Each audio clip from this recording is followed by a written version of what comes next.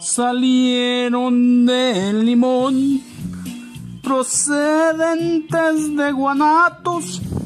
Iba don Bambulito, llevaba la troca cargada, repleta de bambú. ¿Qué hubo, raza? ¿Cómo les va? Hoy les voy a platicar cómo yo quería salvar al mundo sembrando bambú, pero ya me ganó el coronavirus. Creo que mejor siembro el virus ese, pues. Ahora, raza, el planeta está respirando, los animales salen. Raza, esto es para reflexionar.